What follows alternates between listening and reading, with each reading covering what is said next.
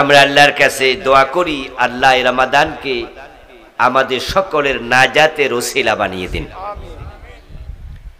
এই রমাদানের প্রতি রাতেই আল্লাহ তাআলা তার অসংখ্য বান্দাকে জাহান্নাম থেকে নিষ্কৃতি দেন, যাদের নাম কয়দিন আগেও জাহান্নামীদের তালিকায় ছিল।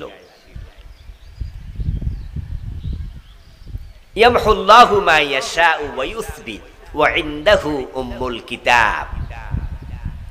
কোরআন মাজিদে আল্লাহ তাআলা বলেন, আল্লাহর কাছে আছে মূল কিতাব, ইনদাহু উম্মুল কিতাব।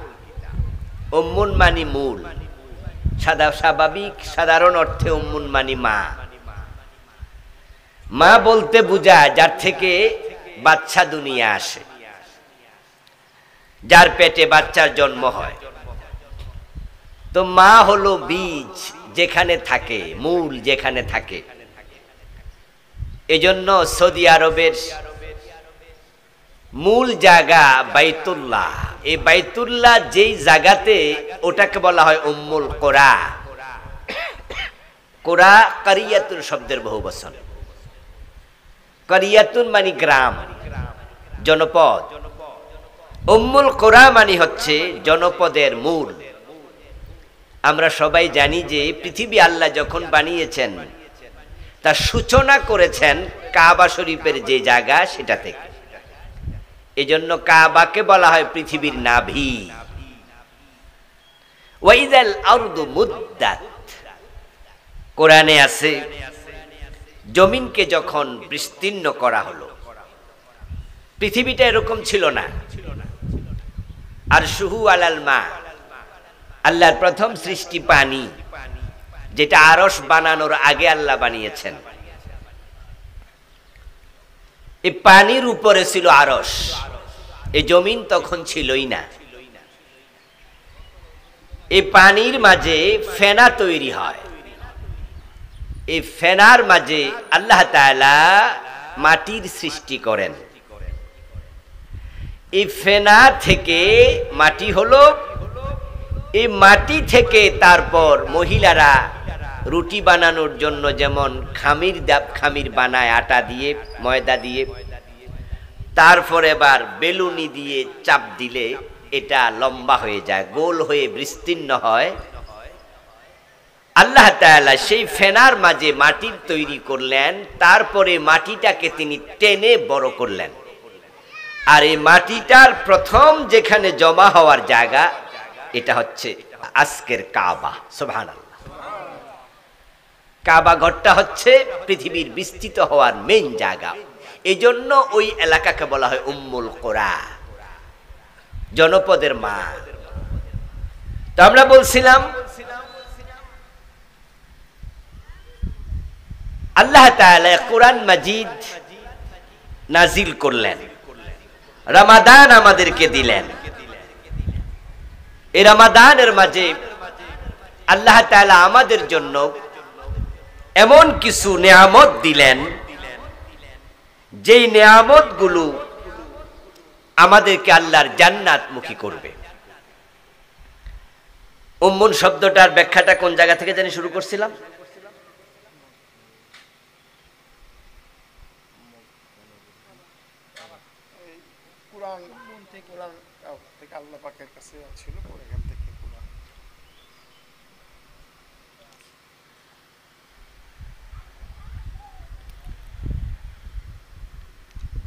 উম্মুল কোরাতে কেন গেলাম?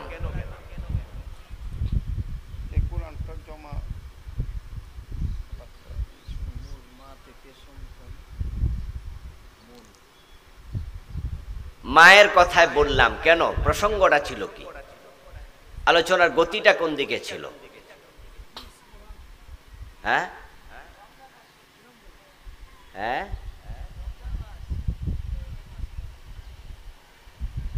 না, অবশ্যই একটা কারণেই তো এদিকে আসছিলাম। লাইলাতুল কদর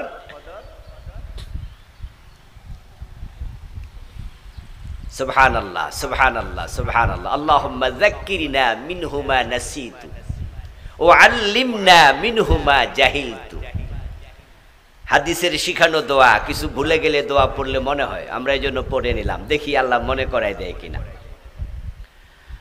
আমরা আলোচনা শুরু করছিলাম যে রমাদান পাওয়াটা সৌভাগ্যের। প্রতি রাতে আল্লাহ ক্ষমা করে, এখান থেকে মনে শুরু করছিলাম। হ্যাঁ, ইনদাহু উম্মুল কিতাব, আল্লাহর কাছে মূল কিতাব নাকি কি? আল্লাহ কিন্তু মনে করে দিছে, খেয়াল করছেন? দোয়া পড়ছে, দোয়ার অ্যাকশন হয়েছে। বলেছিলাম ইয়ামহুল্লাহু মা ইয়াশাউ ওয়া ইউসবিত ওয়া ইনদাহু উম্মুল কিতাব। আল্লাহর কাছে আছে মূল তাকদীর, আমরা কারা জান্নাতি কারা জাহান্নামী এটা আল্লাহ তাআলা লিখেছেন ঠিক তখন যখন আমাদের তাকদীর লিখেছেন। হযরত আদম আলাইহিস সালামকে আল্লাহ যখন বানানোর পর আদমকে বললেন, আদম তোমার মুষ্টি খোলো। উনি ডান হাতের মুষ্টি খুললেন। নবীজি সাল্লাল্লাহু আলাইহি ওয়াসাল্লামের হাদিস সহিহ বুখারীতে এসেছে, আদম যখন ডান হাতের মুষ্টিটা খুললেন, দেখতে পেলেন সেখানে অনেকগুলো ছোট ছোট পিপিলিকার মতো কিলবিল করছে এবং তাদের কালার হচ্ছে সাদা। আদম আলাইহিস সালাম আল্লাহকে জিজ্ঞাসা করলেন, আল্লাহ আমার হাতের মুঠের মধ্যে এগুলা কি? আমি তো বুঝি না। আল্লাহ বলেন, আদম এগুলো হলো তোমার জান্নাতি সন্তানদের রূহ। তোমার জান্নাতি যত সন্তান আছে তাদের রূহ। এবার বাম হাতের মুষ্টি খোলো।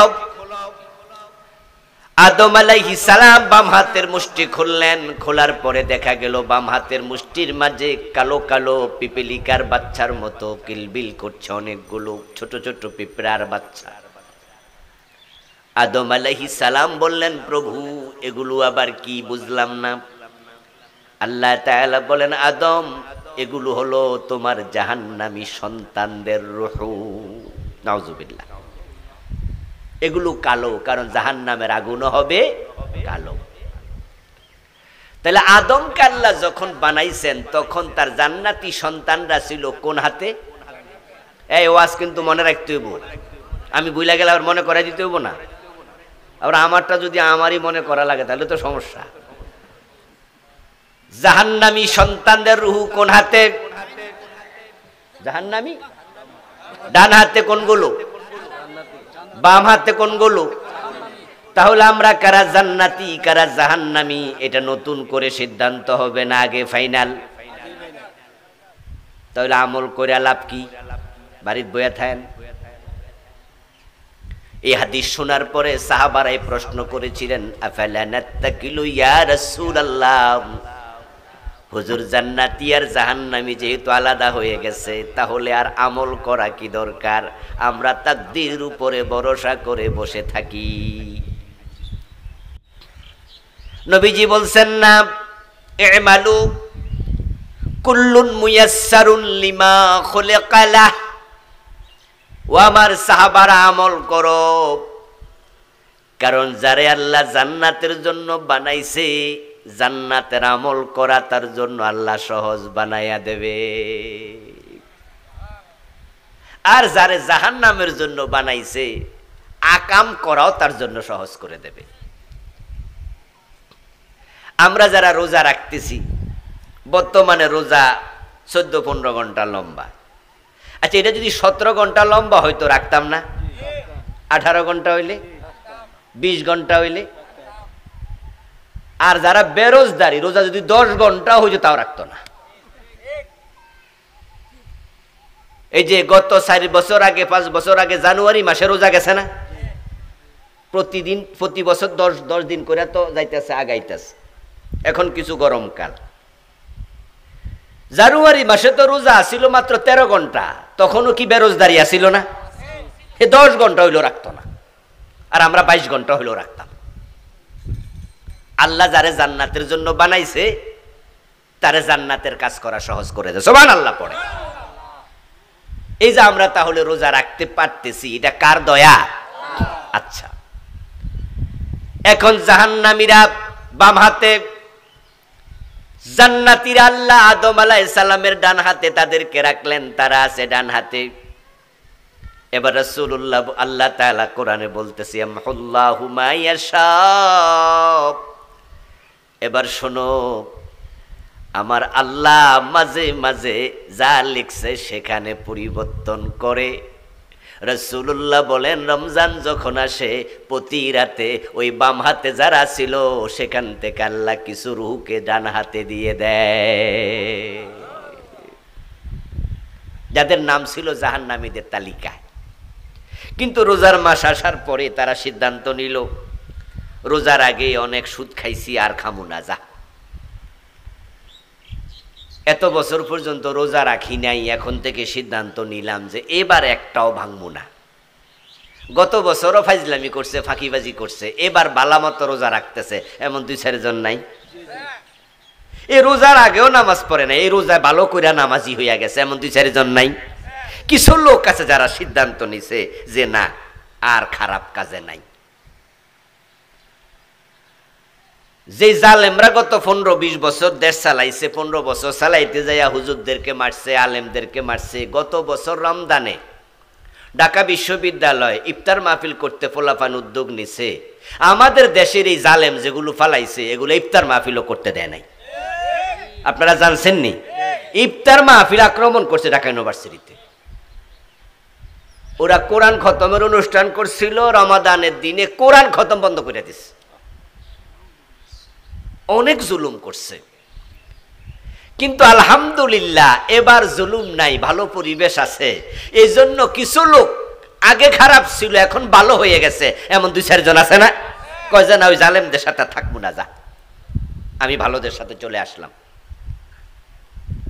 মানুষ যখন সিদ্ধান্ত নেয় যে না আমি তাওবা করব, আমি ভালো হব, সে মানুষটা যত খারাপ হোক, যত খুনি হোক, যত মদখোর হোক, আপনাদের কাছে আমার প্রশ্ন, তাওবার দরজা কি বন্ধ না এখনো খোলা আছে?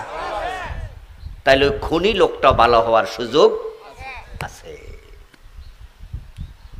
মদখোরও ভালো হওয়ার সুযোগ আছে। قال رسول الله صلى الله عليه وسلم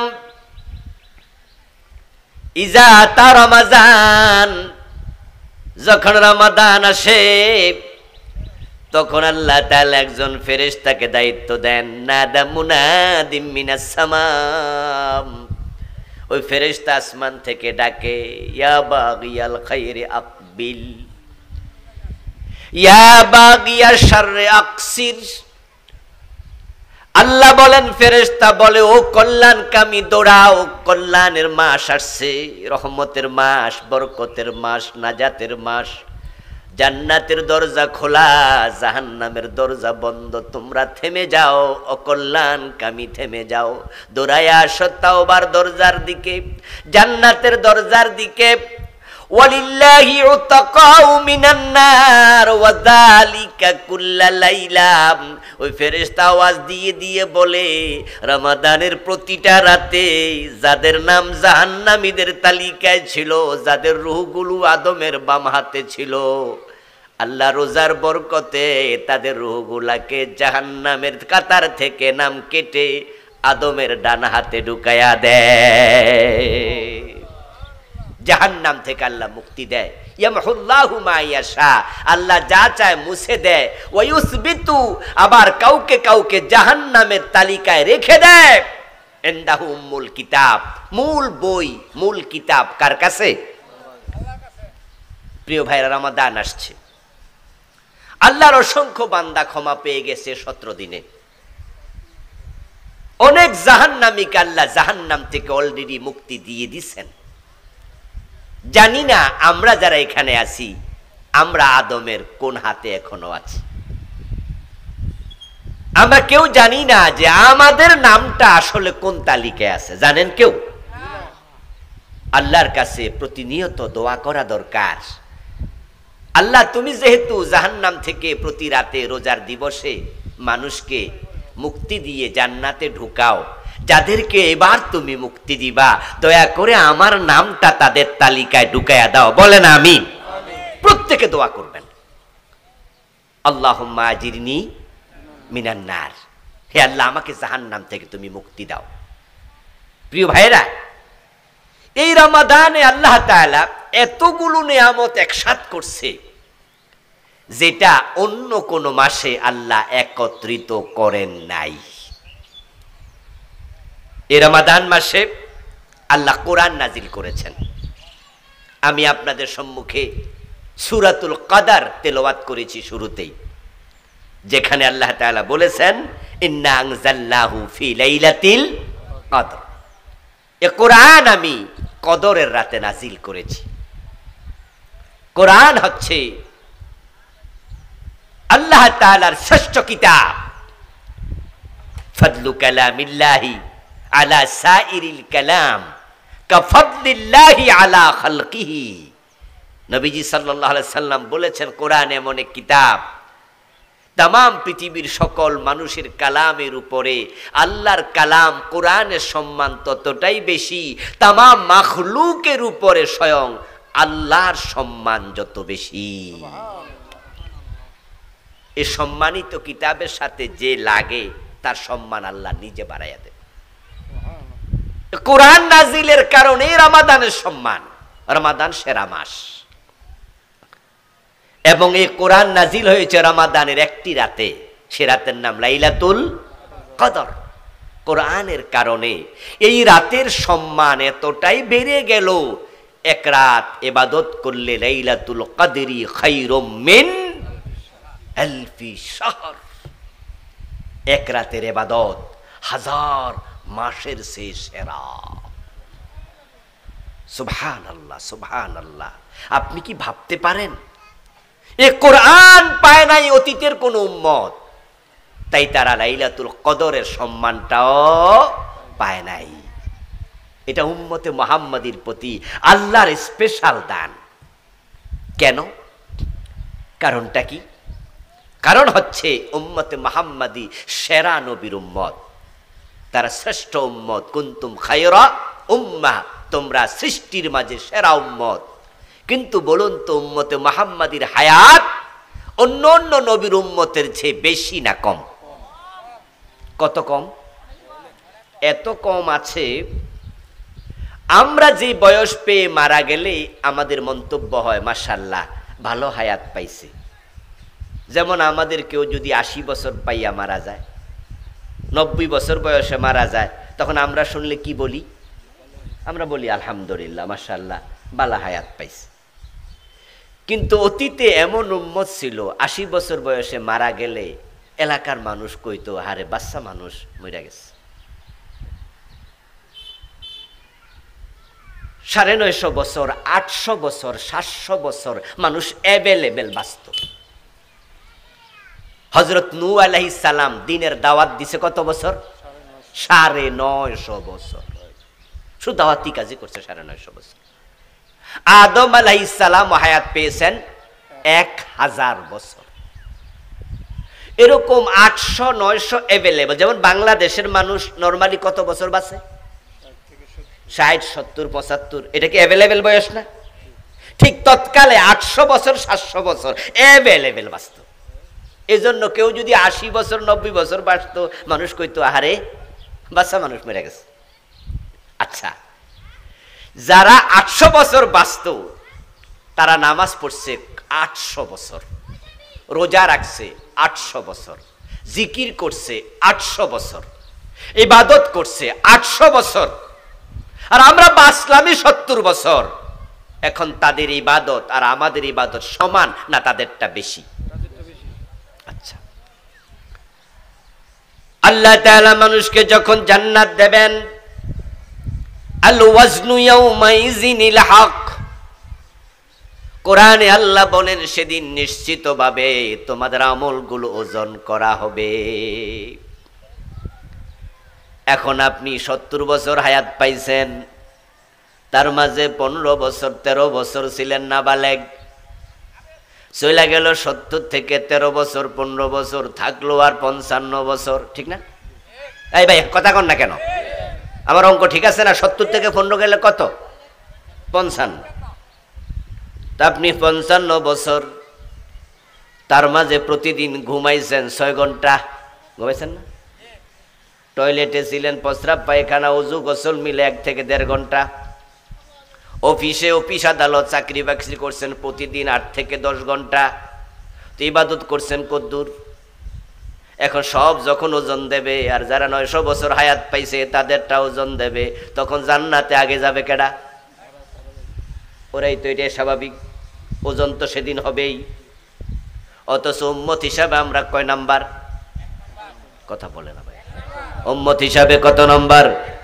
তো জান্নাতে সবার পরে গেলে 1 নাম্বার বানায়া লাভ কি হলো? হাদিসে পাওয়া যায় না, নবী সাল্লাল্লাহু আলাইহি ওয়াসাল্লাম উরিয়া মারান নাস মিন ক্বাবলিহি ফাকান্নাহু তাকাসারা আবারুহুম। নবীজি সাল্লাল্লাহু আলাইহি ওয়াসাল্লাম আগেকার জামানার নবীদের উম্মতের বয়স দেখানো হলো। আমার রাসূল দেখলেন যে তাদের বয়সের তুলনায় আমাদের বয়স বড়ই কম। নবীজি ভাবলেন আমার উম্মত 60-70 বছর বয়স পাবে, আর তার 800 বছর 900 বছর হায়াত পেয়েছে। এখন আমার উম্মতের আমল কম, তারা জান্নাতে যাওয়ার ক্ষেত্রে পিছনে পড়ে যাবে। আমার রাসূল মনে একটু টেনশন করলেন, চিন্তা অনুভব করলেন। ফাআতাহুল্লাহু লাইলাতাস সূরাতাল কদর। আল্লাহ রাসূলের অন্তরের কষ্ট দেখে জিবরিল আমিনকে বললেন, যাও যাও আমার নবীকে সূরা কদর দিয়ে দাও, যেখানে আল্লাহ ঘোষণা দিলেন লাইলাতুল কদরি খায়রুম মিন আলফি শাহর। অন্য উম্মতেরা 1000 মাস লাগাতার ইবাদত করে যে সওয়াব পেত, তোমার উম্মতকে এমন একটি রাত দিলাম, 1 রাত ইবাদত করলে আমি এর চেয়ে বেশি সওয়াব লিখে দেব। ফাআতাহুল্লাহু সূরাতাল কদর। অতঃপর আল্লাহ তাআলা রাসূলকে সূরাতুল কদর দিলেন। নবীজি সাহাবাদেরকে তেলাওয়াত করে শোনালেন। আল্লাহ বলছে লাইলাতুল কদরি খায়রুম মিন আলফি শাহর। এটা হাদিস না, এটা কোরআনের আয়াত। হাদিস হলে অনেক সময় আমরা একটু কনফিউজ হই, হুজুর হাদিসটা সহিহ কিনা, হুজুর হাদিসটা আবার জালমাল না তো, হাদিসের মান কি, কোন কিতাবে আছে? কিন্তু কোরআনের আয়াত নিয়ে কোনো সন্দেহ আছে? আল্লাহ নিজে বলছেন আমি এমন রাত দিলাম, 1 রাত ইবাদত করবা 1000 মাস না। খায়রুন, খায়রুন মানে কি? আরো বেশি। ইসমে তাফজিল, আফদাল, সুপারলেটিভ ডিগ্রি। আল্লাহ বলেননি কা আলফি শাহর, কা মানে সমান, মতো, মিসলা আলফি শাহর। আল্লাহ বলছে খায়রুম মিন আলফি শাহর, 1 রাত ইবাদত করবা 1000 মাস না, 1000 মাসের চেয়ে অনেক বেশি সওয়াব আমি দিয়ে দেব। সুবহানাল্লাহ, সুবহানাল্লাহ। 1000 মাসও যদি হয়, 1000 মাস, এটাকে আমরা ক্যালকুলেটর দিয়ে হিসাব করে দেখছি আমি, 83 বছর 4 মাস হয়। 12 মাসে 1 বছর না? এরকম 1000 মাসের যখন ভাগ করলাম দেখলাম 83 বছর 4 মাস। যদি এই রমজানে আমরা লাইলাতুল কদর পাই, তাহলে 83 বছর লাগাতার বুঝেন, কিন্তু যে আপনি আল্লাহু আকবার বলে নিয়ত করছেন নামাজে, আপনি এই নামাজের সালাম ফিরান নাই, শুধু তেলাওয়াত করতে করতে রুকু সেজদা দিতে দিতে এত লম্বা নামাজ লাগাতার 83 বছর 4 মাস পরে সালাম ফিরাইছেন। এই নামাজে যত সওয়াব হতো, কদরের রাতে ইবাদত করলে আল্লাহ ওই পরিমাণ সওয়াব দিয়ে দেবে, বা তার চেয়ে আরো বেশি।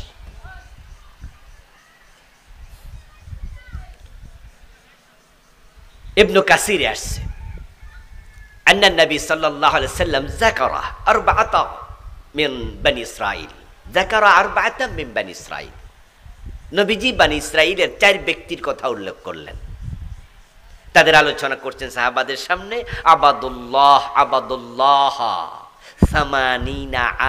আমা ওয়া লাম ইয়াসুহু তারফাতা আইনিন। রাসূল বলছেন, শোনো, বনি ইসরাঈলের মাঝে এমন 4 জন মানুষ ছিল, অমক অমক অমক, রাসূল নাম বললেন। এই 4 জন মানুষ আল্লাহর ইবাদত করছিল 80 বছর। এই 80 বছরে এমন ইবাদত করছে 1 সেকেন্ড আল্লাহর অবাধ্য হয় নাই, কোনো গুনার কাজ 80 বছরে একটাও করে নাই।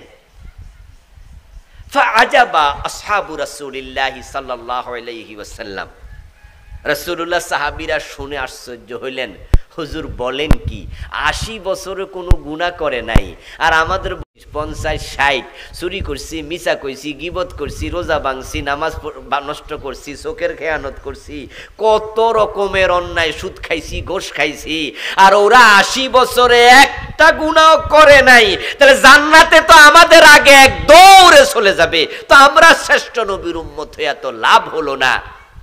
আল্লাহ নবী সাল্লাল্লাহু আলাইহি ওয়াসাল্লাম যখন এই কথা শোনালেন, সাহাবারা বিস্মিত হলো, নিজেদের ব্যাপারে আফসোস করলো। আল্লাহ তাআলা তখন সূরা আল কদর নাজিল করে মেসেজ দিলেন, তোমরা যদি এক রাত ইবাদত করো তাহলে 80 বছর না 83 বছরের সে বেশি সওয়াব আমি দিয়ে দেব। সুবহানাল্লাহ।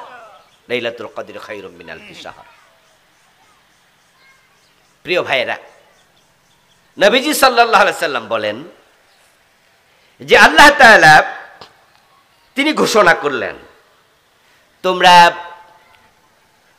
সকাল থেকে জোহর পর্যন্ত কাজ করবে, আমি তোমাদেরকে এই পরিমাণ সওয়াব দেব। তখন একদল উম্মত রাজি হলো, তারা হলো ইহুদি। তারা বলল যে আমরা রাজি, সকাল থেকে দুপুর পর্যন্ত আমরা কাজ করব। তো তাদেরকে আল্লাহ এই পরিমাণ সওয়াব দিলেন। এবার আল্লাহ বললেন যে যারা জোহর থেকে আসর পর্যন্ত কাজ করবে, ইবাদত করবে, আমি তাদেরকে এই পরিমাণ সওয়াব দেব। তখন খ্রিস্টানরা বলল যে আমরা ইবাদত করতে রাজি। তখন ঈসা নবীর উম্মতদেরকে আল্লাহ ওই কাজে দায়িত্ব দিলেন, ওই পরিমাণ সওয়াব দিলেন। এবার আল্লাহ বললেন আসর থেকে মাগরিব পর্যন্ত যারা কাজ করবে তাদেরকে আমি এত এত এত পরিমাণ সওয়াব দেব। উম্মতে মুহাম্মাদি বলল যে আমরা এই কাজ করতে রাজি। এই কথা বলার পর এবার বাকি দুই নবীর উম্মত দাঁড়িয়ে গেল, দাঁড়িয়ে বলতেছে, হে রব, সকাল থেকে জোহর পর্যন্ত কাজ করলে সওয়াব পাওয়া যায় অতটুকু, আপনি আমাদেরকে দিলেন, আমরা এটা নিলাম। জোহর থেকে আসর পর্যন্ত কাজ করলাম, এটা কয় ঘন্টা? সকাল থেকে জোহর পর্যন্ত যা সময় তার 5 ভাগের 1 ভাগ বা আরো কম, হেরা সওয়াব পাইয়া গেল আমাদের সমান। কাম করলো কম, সওয়াব পাইলো বেশি, না এটাও আমরা মাইনা নিলাম। কিন্তু আসর থেকে মাগরিব পর্যন্ত উম্মতে মুহাম্মাদি কাজ করলো, ওদেরকে সওয়াব দিলেন এত এত এত, আমাদের 5 গুণ 7 গুণ বেশি। এটা কি হইল? এটা কি হলো? আল্লাহ তাআলা তাদেরকে বলেন, এই ঈসা নবীর উম্মত, মুসা নবীর উম্মত, তোমাদেরকে আমি যেই পরিমাণ সওয়াব দিব বলেছিলাম, কাজ করলে যেই পরিমাণ, আমি কি কম দিছি? তারা কয়, না আল্লাহ আপনি কম দেন নাই, বলছিলেন যাহা দিয়েছেন তাহা। তাহলে তোমাদেরকে ঠকাইতো নাই? কয় না, ঠকান নাই। তো তোমাদের অভিযোগটা কি? অভিযোগ হলো উম্মতে মুহাম্মাদি কাম করছে কম, সওয়াব পাইছে বেশি, এটা কেন দিলেন? আল্লাহ বলে, যেহেতু তোমাদের ঠকাই নাই, তোমরা অভিযোগ করার অধিকার নাই, ঠকাইলে অভিযোগ করতে পারতা, এখন তাদেরকে বেশি দিছি, এটা আমার করুণা। এই যে বেশিটা দিছি, এটা হলো আমার দয়া। তা আমার দয়া তো আমি দেখাইতে পারি, এটা আমার ইচ্ছা। উম্মতে মুহাম্মাদি হওয়াতে এটা আমাদের সৌভাগ্য। লাইলাতুল কদর আমরা পেয়েছি, এমন এক রাত। সুবহানাল্লাহ। ক্বালা রাসূলুল্লাহ সাল্লাল্লাহু আলাইহি ওয়াসাল্লাম, মান ইয়াকুম লাইলাতাল কদরি ঈমানান ওয়া ইহতিসাবা গুফিরা লাহু মা তাকাদ্দামা মিন যামবিহি। নবীজি বলছেন, যে ব্যক্তি ঈমান এবং ইহতিসাবের সাথে লাইলাতুল কদর উদযাপন করে, আল্লাহ তাআলা তার আমলনামায় যত গুনাহ ছিল সব গুনাহ ক্ষমা করে দেয়। ঈমান তো বুঝেনি, ঈমান তো বুঝেন। ঈমান মানে ঈমান, বিশ্বাস। আরে বিশ্বাস হবে কিসের উপর? আমানতু বিল্লাহি ওয়া মালাইকাতিহি ওয়া কুতুবিহি ওয়া রুসুলিহি ওয়াল ইয়াউমিল আখির ওয়াল কদরি খাইরিহি ওয়া শাররিহি মিনাল্লাহি তাআলা। এই 6টা জিনিস। বাংলাদেশে আর একটা আছে, ওটা ওয়াল বাসি বাদাল মাউত, এটা বাংলাদেশে আছে, এটা হাদিসে আলাদাভাবে নাই। কারণ আগেই তো চলে গেছে, কি চলে গেছে? আমানতু বিল্লাহি ওয়া মালাইকাতিহি ওয়া কুতুবিহি ওয়া রুসুলি ওয়াল ইয়াউমিল, তো ওয়াল ইয়াউমিল আখির হইলে ওয়া বাসি বাদাল মাউত নতুন করে হওয়া লাগবে? ইয়াউমিল আখির মানে কি? তো ওয়াল বাসি বাদাল মাউত কি? তো এক কথা দুইবার কওয়া লাগবে? আচ্ছা, ইমানের মূল অংশ 6টা, তার মাঝে কি? 1 নাম্বার আমানতু বিল্লাহ, আল্লাহর উপর ঈমান আছে না আমাদের? ওয়া মালাইকাতিহি আছে, ওয়া রাসূলিহি, রাসূলদের প্রতি বিশ্বাস আছে, এগুলো ঝামেলা নাই। এরপরে কি? ওয়া কুতুবিহি, আল্লাহর কিতাবের উপরে বিশ্বাস। এখানে পেছ লাগা যায়, এখানে পেছ লাগা যায়। কিতাবের মাঝে যা আছে সবার উপর বিশ্বাস করতে হবে। তো কিতাবে আছে রোজা রাখো, আসেনি? এই কথা বলে না কেন ভাইরা? আল্লাহর কিতাবে কোরআনে রোজার কথা আছে না নাই? সুর ধরে হাত কাটো, এটা নাই? আছে তো, এটা মানছেন তো? এখানে পেছ লেগে গেছে। ঈমান ছাড়া রোজা রাখা লাভ নাই। এজন্য মান সামা রমাদানা ঈমানান ওয়া ইহতিসাবা মান ইয়াকুম লাইলাতাল কদরি ঈমানান ওয়া ইহতিসাবা। আমল আগে না ঈমান আগে? যারা জানেন তারা আওয়াজ করে বলেন, আমল আগে না ঈমান আগে? ঈমান হলো আগে, আমল হলো পরে। ঈমান হলো 1, আমল হলো ডান পাশে 0। 1 আগে দেবেন না 0 আগে দিবেন? কারণ 0 আগে দিলে কোনো লাভ আছে?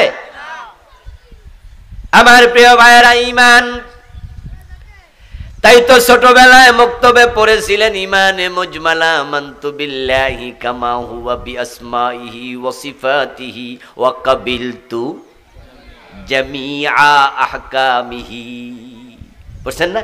ও আরকানিহি। জামি, জামি শব্দের অর্থ কি? অর্ধেক না সব? জামি মানে ফুরা। ও দোস্ত, ঈমান ছিল এমন যে আল্লাহ তোমার যত হুকুম আমি সব হুকুম মানতে রাজি। আল্লাহ বলছে কুতিবা আলাইকুমুস সিয়াম, তোমরা রমাদানের রোজা রাখো, এটা ফরজ করা হলো। ফামান শাহিদা মিনকুমুশ শাহরা ফালিয়াসুমহু, রোজা ফরজ। এবার আপনারা সবাই রোজাওয়ালা। ওই কোরআনে আল্লাহ বলে আনাকিমুদ্দিন, দিন কায়েম করো। অথচ দিন কায়েমের কথা শুনলে চেহারা কালো হয়ে যায়, অথচ উনি রোজাওয়ালা। রোজা রাখছে, কোরআনে আছে রোজা ফরজ। তো দিন কায়েম করা কি নফল না ফরজ? তো দিন কায়েমের বিরুদ্ধে রোজাওয়ালা মানুষ। আল্লাহ বলছে চোর ধরে হাত কেটে দাও। আল্লাহ বলছে জেনা করলে 100 বেত লাগাও। নবীজি সাল্লাল্লাহু আলাইহি সাল্লাম বলছেন মদ পান করলে 80 বেত লাগাতে হবে। রাসূল বলছে আমার মেয়ে ফাতেমা চুরি করলে ফাতেমার হাতটাও কেটে দেব। এখন আপনাকে যদি বলি চোর ধরে হাত কাটার জন্য আইন দরকার, আর আইন বানাইতে হলে সংসদে নেতা পাঠানো দরকার। যেই নেতা কোরআনের আইনের পক্ষে থাকবে, নেতাই যদি চোর হয় সে তো হাত কাটার আইন কোনোদিন করবে না। আসেন না ভালো নেতার পক্ষে কথা বলি। চোর ধরে হাত কাটা লাগবে, আপনার চেহারা কালো হয়ে গেল, হুজুর রাজনীতির ওয়াজ করে কেন? যখনই বলা হবে মদ পান করলে 80 বেত দিতে হবে, আপনার ভালো লাগবে না, রাজনীতির ওয়াজ হয়ে গেল। তো মদ পান করলে 80 বেত দিতে হবে, এটা আমার রাসূলের হাদিস। চোর ধরে হাত কাটতে হবে, এটা আমার আল্লাহর আদেশ। এখন আপনার কাছে আল্লাহর কিছু বিধান ইবাদত, কিছু বিধান রাজনীতি। যদি এমনটাই হয় তাহলে বোঝা গেল কোরআনের উপরে পুরা ঈমান এখনো আসে নাই। অথচ ওয়া কুতুবিহি ওয়া রুসুলিহি, এগুলো সব ঈমানের মৌলিক অংশ। এক জায়গায় ঘাটতি হলে বাকি জায়গায় ঈমান এনে কোনো লাভ নেই। মান সামা রমাদানা ঈমানান ওয়া ইহতিসাবা মান ইয়াকুম লাইলাতাল কদরি ঈমানান ওয়া ইহতিসাবা গুফিরা লাহু মা তাকদ্দামা মিন যামবিহি। ঈমানের সাথে রোজা হবে, ঈমানের সাথে শবে কদরে ইবাদত হবে। ওয়াহতিসাবা, ইহতিসাব মানে হলো সওয়াবের নিয়ত থাকা, ইহতিসাব মানে হলো আত্মসমালোচনা করে নিজেকে পরিশুদ্ধ করা, সংশোধন করা। আগে যে গুনাহ ছিল ওই গুনার সাথে আমার কোনো সম্পর্ক আর রাখবো না, আমি ভালো হয়ে গেলাম। এই চিন্তা মাথায় রেখে যে সবে কদরে ইবাদত করবে, গুফিরা লাহু মা তাকাদ্দামা মিন যামবিহি, রাসূল বলে আমল নামায় একটা গুনাহ থাকবে না, সব ক্ষমা করে দেয়া হবে।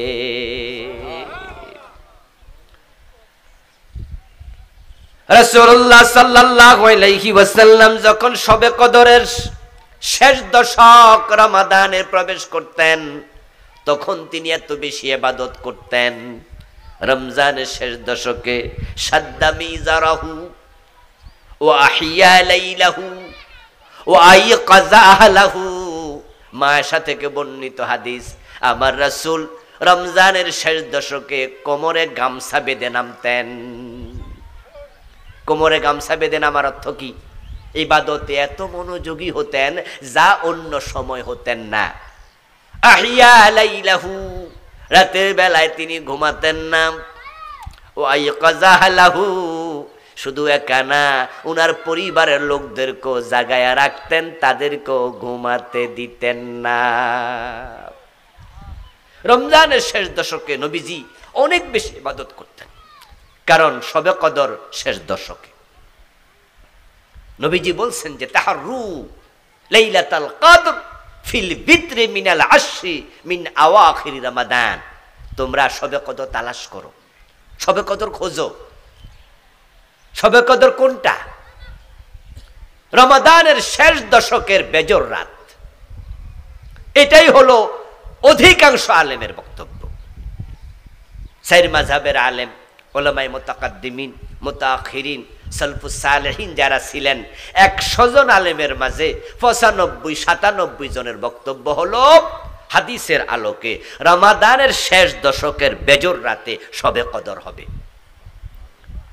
আর বাকি 2-3% আলেম বলেছেন তারা 27 তারিখ শবে কদর। 27 তারিখের কথা বলেছেন 3%, 4%, 5%। আর বেজর রাতের কথা বলেছেন 95%, 97% আলেম। এখন আপনারা যদি 2-4টা হাদিস আছে 27 তারিখের ব্যাপারে, আর অধিকাংশ হাদিস হচ্ছে শেষ দশকের বেজর রাতের ব্যাপারে। এখন 2-4টা হাদিসের আলোকে যারা বলছে 27 তারিখের কথা, এখন তাদের কথাকে প্রাধান্য দিয়া যদি শুধু 27 তারিখে খোঁজেন, আর এমন যদি হয় বাকি বেশি হাদিসের আলোকে বেজর রাতে চলে গেছে 25 তারিখে, 23 তারিখে, অথবা রয়ে গেছে 29 তারিখে, তাহলে শবে কদর মিস হওয়ার সম্ভাবনা আছে না নাই? শবে কদর তো বছরে কয়টা হবে? একটা। যদি সেটাই মিস হয়ে যায় তাহলে 83 বছর 4 মাসের ইবাদত মিস হয়ে গেল। এজন্য নবীজি বলছেন তাহাররু লাইলাতুল কদর ফিল বিত্র মিনাল আশরিল আওয়াখির মিন রমাদান।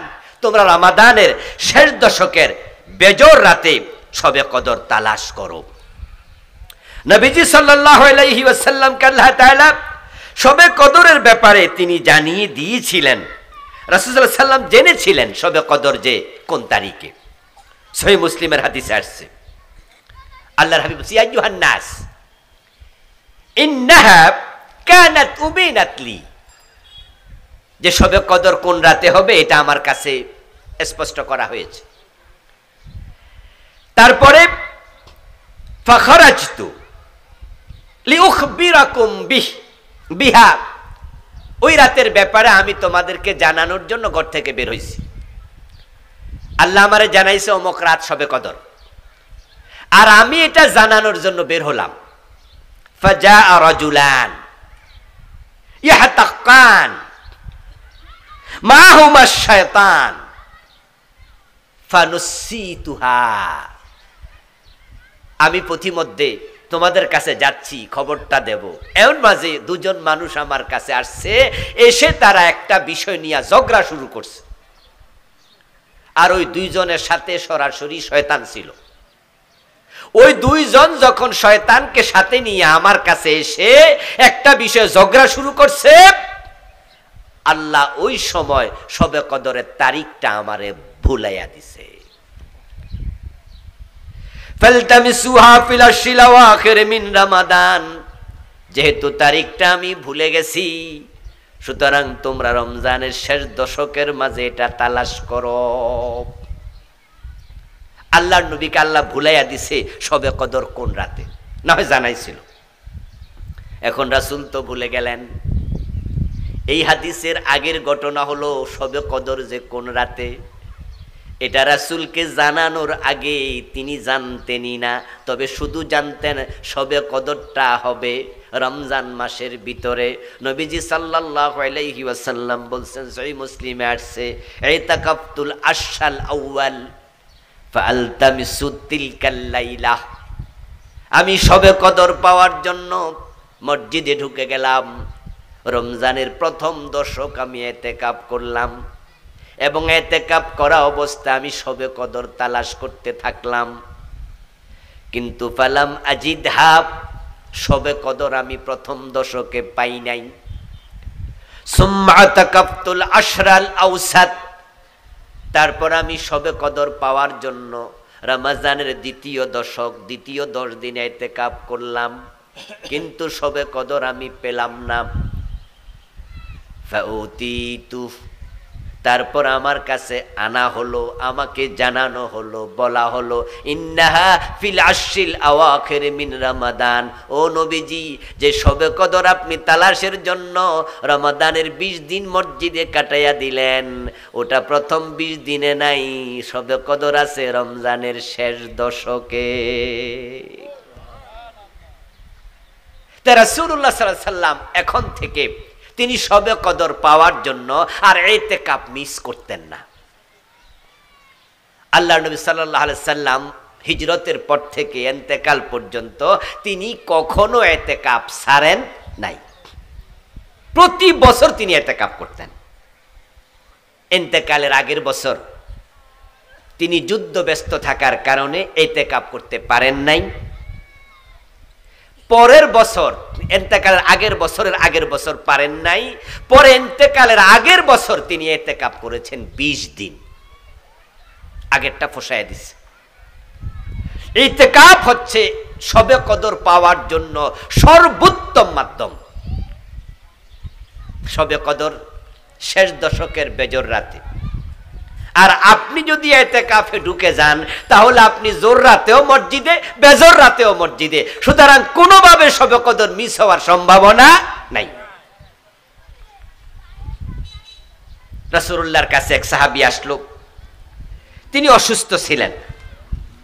ওই সাহাবী রাসূলুল্লাহর কাছে এসে বলছে, ইয়া রাসূলুল্লাহ, ইন্নী রাজুলুন শাইখুন কাবীরুন আলীলুন, হুজুর আমি একজন অসুস্থ বুড়া মানুষ, ইয়াশুক্কু আলাইয়াল কিয়াম, শবে কদর পাওয়ার জন্য শেষ দশকের প্রতি রাতেই ইবাদত করা, দাঁড়িয়ে থাকা, নামাজ পড়া, এটা আমার জন্য কঠিন, আমি অসুস্থ মানুষ।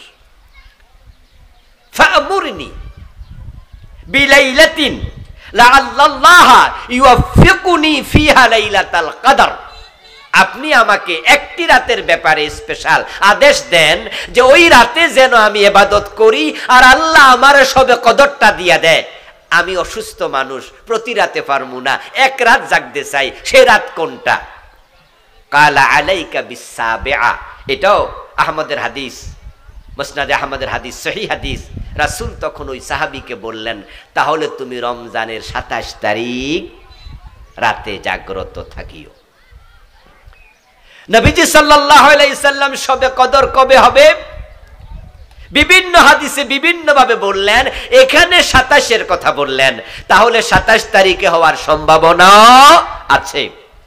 তবে আরেক হাদিসে রাসূল বলতেছেন, ইন্নাহা তাতলুউশ শামস লা শুআআ লাহা, শবে কদর কোন রাতে হবে এটার ইঙ্গিত হচ্ছে যেই রাত চলে যাওয়ার পর সূর্য উঠবে, সে সূর্যের মাঝে অন্য দিনের মতো জমকালো চমকানো আলো থাকবে না। এখন রাত চলে গেল, ফজরের পর সময় সূর্য উঠলো, তখন দেখলেন যে আরে আজকের সূর্যতে আলো কম। বুঝলেন যে তাহলে গত রাতে শবে কদর ছিল, তো বুঝা লাভ কি হইল? দেখেন রাসূল বলছে যে ইন্নাহা তাতলুউ শামস ফিহা লা শুআ লাহা, শবে কদর যে রাতে হবে ওই রাতের পরে যে সূর্য উদিত হবে সে সূর্যের মাঝে কি থাকবে না? আলো থাকবে না, কম আলো থাকবে। তা আপনি টের পাইলেন রাত চলে যাওয়ার পর, কোনো লাভ তো হলো না। এই জন্য রাসূল সাল্লাল্লাহু আলাইহি সাল্লাম নির্ধারণ করেননি, বলছে বেজর রাত 21, 21, 23, 25, 27, 23। হাদিসে রাসূল নির্ধারণ করলেন 21, 23, 25, 27, 29 তোমরা বেজর রাতে তালাশ করো। নবীজি সাল্লাল্লাহু আলাইহি সাল্লাম বলছে বেজর রাতে তালাশ করো। কিন্তু বাংলাদেশে 27 তারিখটা বিখ্যাত হলো ওই দুই একটা হাদিস যে আছে, 2-3% আলেম বলছে। কেউ কেউ আরেকটু গবেষণা করছে, বলেন যে সূরা কদরের মাঝে ইন্না আনজালনাহু ফি লাইলাতিল কদর ওয়া মা আদরাকা মা লাইলাতুল কদর, পরে আবার আছে লাইলাতুল কদরি খায়রুম মিন আলফি শাহর। এই লাইলাতুল কদর এই শব্দটা আছে 3 বার। কয়বার আছে? উনারা একটু গবেষণা করে যুক্তি দিয়ে বলছে 3 বার আছে। ইন্না আনজালনাহু ফি লাইলাতিল কদর ওয়া মা আদরাকা মা লাইলাতুল কদর, লাইলাতুল কদরি খায়রুম মিন আলফি শাহর 3 বার, এবং এখানে অক্ষর আছে 9টা। লাইলাতুল কদর শব্দের মাঝে অক্ষর কয়টা? 9টা। এই বাক্যটা উল্লেখ আছে কয়বার? তো 9 এবং 3 এটা পূরণ দিলে 3 নং 27। উনারা বলছেন যে হতে পারে 27 তারিখ রাতে শবে কদর হবে।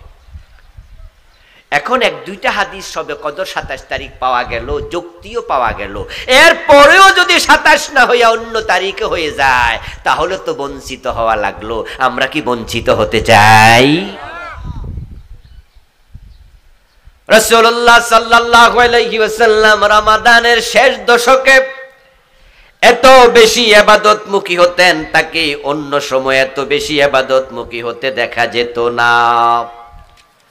রাসূলুল্লাহ সাল্লাল্লাহু আলাইহি ওয়াসাল্লামের ইবাদতের ব্যাপারে মা আয়েশা বলতেছেন, কানা রাসূলুল্লাহ সাল্লাল্লাহু আলাইহি ওয়াসাল্লাম ইয়াজতাহিদু ফিল আশরিল আওয়াখির মা লা ইস্তাহিদু ফি গায়রিহি। সহিহ মুসলিমের হাদিস। রাসূল শেষ দশকে এত বেশি ইবাদত করতেন, মুজাহাদা করতেন, অন্য সময় এত বেশি করতেন না। উম্মতের জন্য রাসূল হলেন আদর্শ। তাই রমজানের শেষ দশকে আমাদেরও ইবাদত বাড়াতেই হবে, কোনোভাবে যেন শবে কদর মিস হয়ে না যায়। তাই সবাই আমরা শেষ দশকের প্রতি রাতে ইবাদত করব। আচ্ছা, বাংলাদেশে যেদিন জোর রাত, সৌদি আরবে সেদিন বেজর রাত। এটা তো জানেন আপনারা নাকি? তারা আমাদের একদিন আগে চাঁদ দেখেছে, একদিন আগে শুরু করছে। একদিন আগে শুরু করার কারণে তারা যেদিন রোজা রাখছে আমরা সেদিন রাখি নাই, পরের দিন রাখছি। তাদের রোজা নাম্বার 1, আমাদের 0। তাদের রোজা নাম্বার 2, আমাদের 1। তাহলে তাদের হলো জোর, আমাদের হয়ে গেল বেজোর। অথচ তাদের সাথে আমাদের সময়ের ব্যবধান কত ঘন্টা? অনলি 3 আওয়ার্স, 3 ঘন্টা। আচ্ছা, আজকে 6টা 8 মিনিট ইফতার মনে নাকি 7 মিনিটে 10? আচ্ছা, 6টা 10-এ ইফতার। 6টা 10-এ আমাদের আজকে রাত আসবে, ঠিক না? রাত আসবে তো? ঠিক 3 ঘন্টা ধরেন, তাহলে 6টা 10 সাথে 3 ঘন্টা যোগ করেন 9টা 10। 9টা 10-এ সৌদি আরবে রাত আসবে না? যখন আমাদের দেশে 10:30 বাজে তখন আমাদের রাত, সৌদি আরবে কি? কথা বলে না কেন ভাইয়ারা? রাত তো। আচ্ছা, আমাদের যখন 11টা তখন আমাদের দেশে কি? তখন তাদেরও কি? একই রাত। তাদেরটা জোর, আমাদেরটা বেজোর। আর আমাদেরটা জোর হলে তাদেরটা কি? বেজোর। তো শবে কদর কোন দিন হবে? তো বেজোর হইলে হে রাত তো জোর। রাত কিন্তু একটাই। একটা ঝামেলা তৈরি হয়। একই রাত আমরা পেয়েছি মাত্র 3 ঘন্টার ব্যবধানে। তারা পেল জোর, আমরা পেলাম বেজোর। ওই রাত যদি শবে কদর হয় তাহলে তারা বেজোর রাত হিসাবে ইবাদত করছে আর আমরা জোর রাত হিসাবে ঘুমাইতেছি। আবার যখন আমরা বেজোর রাতে ইবাদত করব তারা জোর রাত হিসাবে ঘুমালো। আর যারা ইতিকাফে আছে এরা কিন্তু জোর বেজোর ফুরাই। তাহলে সুযোগটা কাদের সুবিধা বেশি? এজন্য আমরা যারা শবে কদর পেতে চাই আমাদের জন্য ইতিকাফে যাওয়া উচিত। যদি ব্যস্ততার কারণে, সমস্যার কারণে ইতিকাফ করতে নাও পারেন, কমপক্ষে শেষ দশকের প্রতি রাতেই কদর তালাশ করা উচিত। কিভাবে তালাশ করবেন? প্রতি রাতেই তো আমরা কোরআন শরীফের কিছু তেলাওয়াত করতে পারি। জোর বুঝি না বেজোর বুঝি না, শেষ দশক সবটা সূরা ইখলাস 3 বার পড়লে 1 খতম কোরআনের সওয়াব পাওয়া যায়, এমন হাদিস আছে কিনা? সহিহ হাদিস। রমজানের শেষ দশকের প্রতি রাতে সূরা ইখলাস 3 বার পড়বেন, 1 খতম কোরআন হয়ে গেল। রমাদানের শেষ দশকের প্রতি রাতে কি 10-20 টাকা গরিবরে দেয়া যাবে না? 83 বছরের ইবাদত। রমাদানের শেষ দশকের প্রতি রাতেই, আচ্ছা সেহরির সময় একটু 20 মিনিট আগে উঠে 4 রাকাত 8 রাকাত তাহাজ্জুদ পড়া যাবে না? 80 বছর 83 বছরের ইবাদতের সময় প্রতি রাতেই আমরা তাহাজ্জুদ পড়ব, প্রতি রাতেই তেলাওয়াত করব, শেষ দশকের প্রতি রাতে কিছু দান সদকা করব, প্রতি রাতেই মা আয়েশার শিখানো সে দোয়া। মা আয়েশা বলে, ইয়া রাসূলুল্লাহ আরাইতা ইন আলিমতু লাইলাতাল কদর মা আকুলু ফিহা। নবীজি সাল্লাল্লাহু আলাইহি ওয়াসাল্লাম, যদি আমি লাইলাতুল কদর বুঝি কোন রাত, আমি টের পাই, আমি বুঝতে পারি যে আজকের রাত কদরের রাত হতে পারে, তাহলে সেই রাতে আমি কি দোয়া করব, কি ইবাদত করব, আল্লাহর কাছে কি বলবো? নবীজি জবাব দেয়, আয়েশা কুলি আল্লাহুম্মা ইন্নাকা আফুউন তুহিব্বুল আফওয়া ফাফু আন্নী। এই দোয়াটা আপনারা সবাই পারেন? যারা পারেন একটু হাত তোলেন তো দেখি, কারা কারা পারেন। লজ্জার কিছু নাই, যারা পারেন তারা হাত তোলেন, শুধু নামান।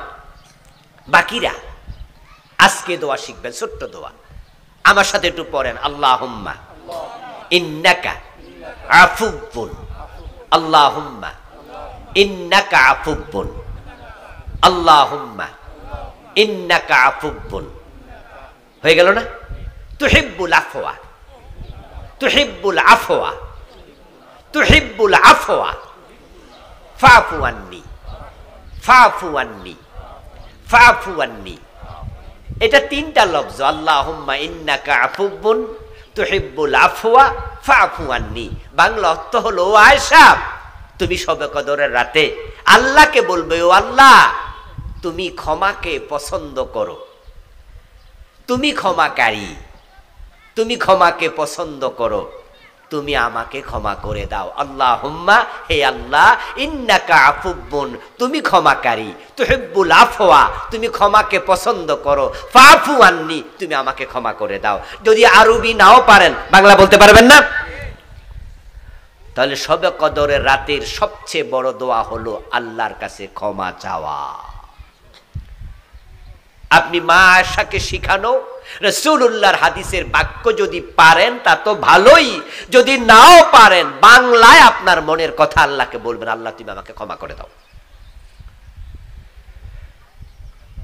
আজকের এই মাহফিলে ইতিকাফ করে নাই এমন লোকের সংখ্যাই আমার ধারণা বেশি। গ্রামের লোকেরা ইতিকাফ কম করে, শহরে খুব বেশি পাওয়া যায়। আলহামদুলিল্লাহ, শহরের মসজিদে 30 জন 40 জন 50 জন ইতিকাফ করে। আমি যেখানে থাকি আমার পাশে একটা মসজিদ মাদ্রাসাও আছে। তো গতকালকে আমি সকাল বেলা 11টা 11:30টার দিকে সেখানে গেলাম একটি কাজে।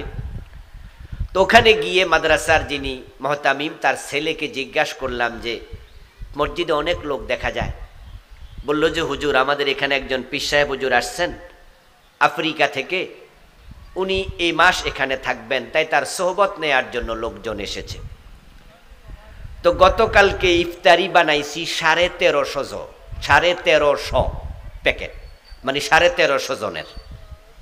তো লোকজন একটু বাড়ে কমে, শেষ দশকে সেটা 2000 হতে পারে। এবার এখানে এতেকাফি করবে 1500-র বেশি। এক মসজিদের কথা শুনাইলাম, 5 তলা মসজিদ, বিশাল মাদ্রাসা, 1500-র উপরে এতেকাফ করবে।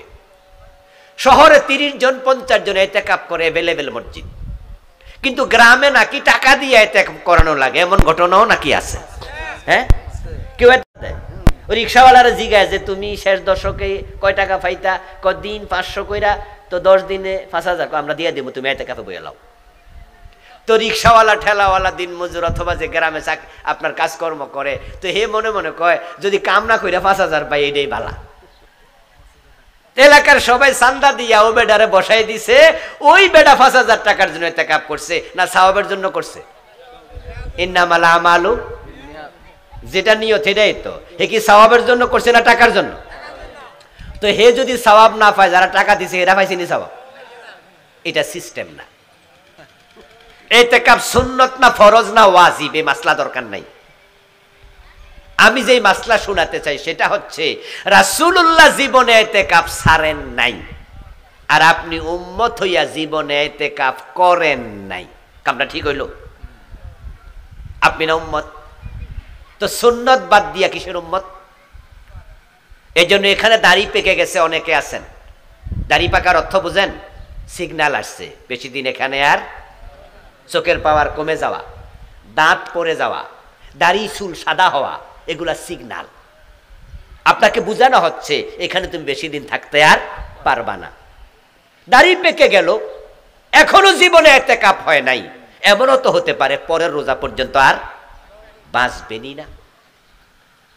দুনিয়া চলবে, আপনাকে ছাড়াই চলবে, ব্যবসা বাণিজ্য আপনাকে ছাড়াই চলবে। এই জন্য ইতিকাফের সিদ্ধান্ত এবার নেন, এবারই ইতিকাফ করবো আমি, সিদ্ধান্ত নেন। কিসের ব্যস্ততা আপনার? আপনার বউ কয়জন আছে? একজন না দুইজন? অধিকাংশ আমরা একজনওয়ালা, বাংলাদেশে 2 বউওয়ালা লোক খুব কম। রাসূলের বউ কয়জন ছিল? জানেননি আপনারা? 11 জন ছিল। একসাথে জীবিত ছিল কয়জন? 9 জন। তাহলে ফ্যামিলি কয়টা? 9টা। রাসূল কি আপনার মতো ব্যস্ত না আরো বেশি ব্যস্ত? মদিনার প্রেসিডেন্ট ছিলেন 10 বছর, ইতিকাফ করছে কয় বছর? 10 বছর। 1 বছর মিস, পরের বছর 20 দিন। মদিনার প্রধান সেনাপতি কে? রাসূল নিজে, 27টি যুদ্ধে সেনাপতি। মদিনার প্রধান বিচারক কে? মানুষ বিচারের জন্য কার কাছে যাইতো? রাসূল প্রধান বিচারপতি। তিনি প্রধান বিচারপতি, ইতিকাফ ছাড়ে নাই। প্রধান সেনাপতি, ইতিকাফ ছাড়ে নাই।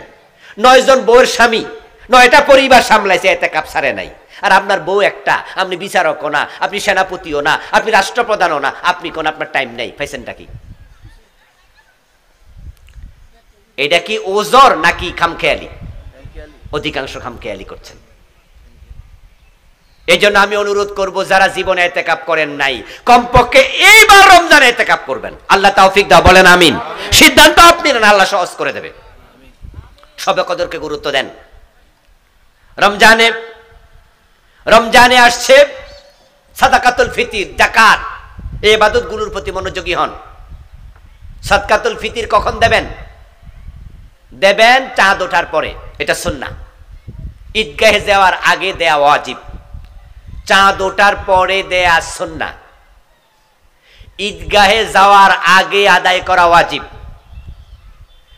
চাঁদ ওঠার 1 থেকে 2 দিন আগে দেয়া জায়েজ। সুন্নাহ কোনটা? চাঁদ উঠলে। জায়েজ কোনটা? 1-2 দিন আগে। বেশি দিন আগে দেয়া মাকরুহ।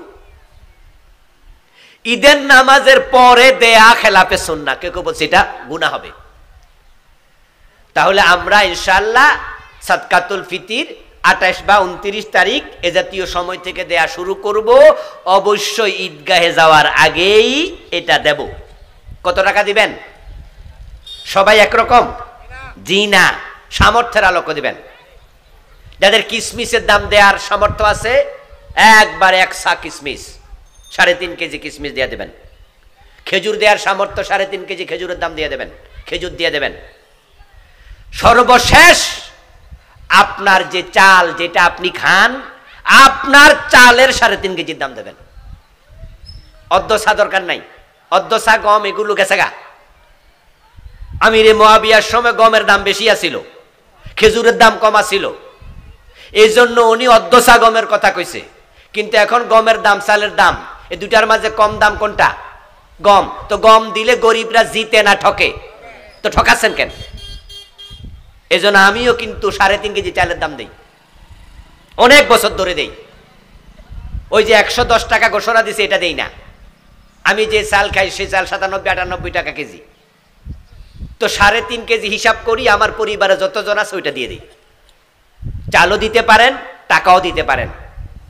জাকাত দিতে হবে যাদের জাকাত ফরজ, মৌলিক চাহিদা পূর্ণ করার পর ব্যাংকে অথবা ঘরে অথবা ব্যবসায়ে 7.5 ভরি স্বর্ণ অথবা 52.5 তোলা রৌপ্যের মূল্য যাদের কাছে 1 বছর থাকবে তাদেরকে জাকাত দিতে হবে। জাকাত দেবেন না, হাসরের ময়দানে আল্লাহ আপনাকে মানুষের সামনে আপনার সম্পদ আগুনে পোড়াইয়া কপালে পেটে পিঠে সেকা মারবে, গলার মাঝে সাপ বানাইয়া ঝুলাইয়া দেবে।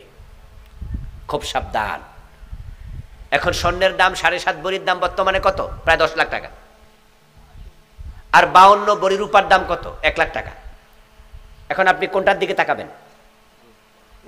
কোনটার দিকে তাকাবেন? স্বর্ণের দিকে তাকাইলে আপনার সুবিধা, দেয়া লাগবে না। আর রূপার দিকে তাকাইলে আপনার অসুবিধা, দেয়া লাগবে। এই জন্য অনেকে আছে অসুবিধা যায় না, সুবিধাটা খোঁজে, আমি দিব না। আমার প্রশ্ন, যদি আপনি জাকাত দিতেন সওয়াব পাইতো কে? তো জাকাত দিছেন না, সওয়াব পাইছেন? তো কারে ঠকাইলেন? নিজে ঠকলেন। যদি আপনি জাকাত দিতেন গরিব পাইতো, জাকাত দিলেন না গরিব পাইল না, তো গরিবরাও ঠকাইলেন, নিজেরে ঠকাইলেন, সওয়াব পাইলেন না, গরিবকে ঠকাইলেন, টাকা দিলেন না। যদি 1 লাখ টাকার দিকে তাকাতেন যে আমার তো 1 লাখ টাকা আছে, আলহামদুলিল্লাহ, আমি তো এমন লোকের জাকাত দেব যার কাছে 1 লাখ টাকাও নাই। যে আল্লাহ আপনাকে 1 লাখ টাকার মালিক বানাইছে, তিনি চাইলে কি ওর মতো ভিক্ষুক বানাইতে পারতো না? পারতো। ভবিষ্যতে পারবো না? পারবে। এই জন্য জাকাত দিন, গরিব হবেন না। জাকাত দাতারা গরিব হয় না। এখন কার কাছে কি পরিমাণ টাকা আছে আমি জানি না, খবর নেবেন। কাদেরকে জাকাত দেবেন? আত্মীয় স্বজন গরিব যারা, তাদেরকে 1 নম্বরে দেবেন। স্বাস্থ্য ভাই, খালতো ভাই, ফুফাতো ভাই, ফুফি, খালা, এই জাতীয় লোক যারা আছে। নিজের আপন ভাইকে জাকাত দেয়া যাবে, নিজের শ্বশুরকে জাকাত দেয়া যাবে, শাশুড়িকে দেয়া যাবে। স্ত্রী যদি ধনী হয় স্বামীকে জাকাত দিতে পারবে। জাকাত দিতে পারবে না বাবা ছেলেকে, ছেলে বাবাকে, বাবা মাকে, মা তার সন্তানকে। জাকাত দিতে পারবে না স্বামী তার স্ত্রীকে, কারণ স্ত্রীকে পরিপালন করা স্বামীর কি দায়িত্ব। কিন্তু যদি স্ত্রী চায় স্বামীকে দিতে পারবে, কারণ যেহেতু স্বামীকে পরিপালন করা স্ত্রীর দায়িত্ব না। আত্মীয় স্বজন জাকাত পাওয়ার অধিকার সবচেয়ে বেশি, তারপর অন্যদেরকে দেবেন। প্রিয় ভাইরা, কোন ইসলামী সংগঠনকে যদি জাকাত দিতে চান, ইসলামী সংগঠনকে জাকাত দিবেন বলে দেবেন, ওরা নিয়া যেন আপনাদের টাকাটা একসাথ কইরা তারা যারা জাকাত পাওয়ার মতো লোক তাদের হাতে দেয়। উনি একটা সংগঠনের নেতা, উনি বলল যে আমার কাছে জাকাত দেন, অথচ উনি জাকাত খাওয়ার লোক না। তা আপনি দিলেন, আমি দিলাম, সবাই দিলাম, ওনার কাছে 1 কোটি টাকা হইল। এই 1 কোটি টাকা যদি উনি চায় যে একজন মানুষকে 5 লাখ দেবে, 2 লাখ দেবে, 2টা গরু কিনে দেবে, সেলাই মেশিন কিনে দেবে, ব্যবসার পুঁজি দেবে, 1 লাখ টাকা দিয়ে দেবে, বলবে আগামী বছর তুমি আর ভিক্ষা করো না, ওই বেটা ওই 1 লাখ টাকা খাটাইয়া চাইলে সে আগামী বছর নিজেও জাকাত দিতে পারবে, ঠিক না? এই উদ্দেশ্যে যদি এই নেতার কাছে দেন, তাহলে ইসলামী সংগঠনের কাছে জাকাত দিতে কোনো অসুবিধা নাই। আল্লাহ তাআলা যে কথাগুলো বললাম, আমাকে যারা আমরা শুনলাম, সকলকে আমল করার তৌফিক দাও, বলেন আমিন। হাযা মা ইনদি ওয়াল ইলমু ইনদাল্লাহ আলাইহি তাওয়াক্কালতু ওয়া ইলাইহি উনীব। প্রিয় ভাইরা, আসরের নামাজ হবে। আসরের নামাজের পর ধারাবাহিক আলোচনা চলবে ইনশাআল্লাহ। আপনারা আসবেন, এখানে ইফতারের আয়োজন আছে। আপনারা ইফতার করে মাগরিবের নামাজ পড়ে একসাথে বিদায় নেবেন। আল্লাহ হাফিজ, ওয়াসসালামু আলাইকুম ওয়া রাহমাতুল্লাহি।